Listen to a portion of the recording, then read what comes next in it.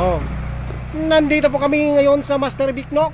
Ayan po okay yung mapapansin, Master Bicnoc. Ayan oh. Oh. Just healthy, juicy, yummy. Wow. Mayroon po kami ditong kapapanayim ito. Napakagwapong batang to. Ano po ang pangalan nyo, sir? Ambo. Ano po? Ambo. Ambo. Oh. Ano pong masasabi nyo kay Master Bicnoc sa chicken niya? Sarap.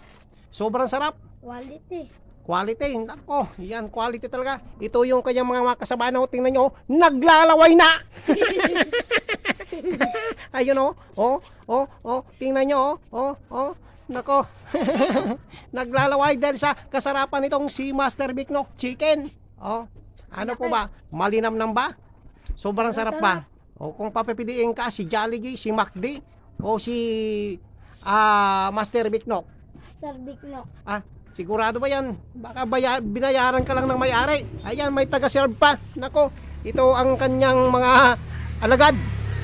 Yan ang kanyang mga taga-alagad. O, titikman mo na, baka may lason. O yan, pwede nyo lang inumin. Nako, hindi nagbula ang kanyang bibig. Ibig sabihin, pwede nang inumin ng kanyang boss. Yan ang kanyang mga alagad.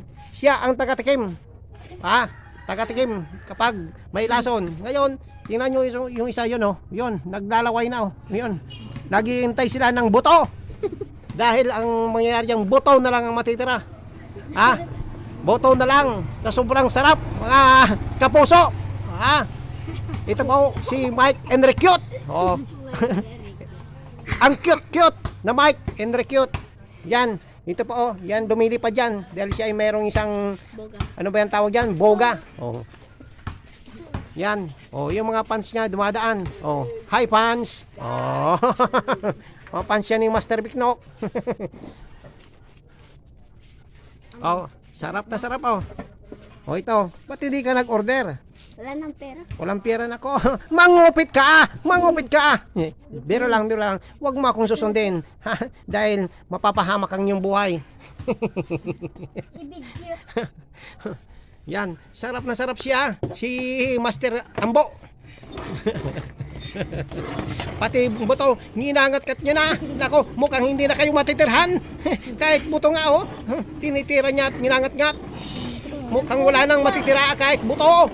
Mumukbang siya po. Pag-mumukbang din ako dito. Magmumukbang ka rin. Nako, dapat sama-sama kayo. Mas marami, mas masaya. Nako, ang sarap talagang kumain. Porket kumakain mag-isa, may problema na. Nako, diyan kayo nagkakamali. Gusto niya lang ma-enjoy ang pagkain. Kawawa. Ngayon babaguhin natin ang ating tema. Kawawang batang to. Ngayon lang siya nakakain po ng pagkain ng Chicken Joy. Nakakabahagang habagang kanyang kalagayan. Nakita namin siya kanina. Wala siyang makain. Uy, napapuputok pa rito. Nagmamakaawa.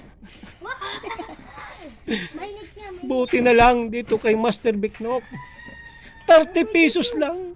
May chicken na. May rice pa. Nakakawang batang to. Ano ang masasabi mo bata sa chicken? Totoo ba yan?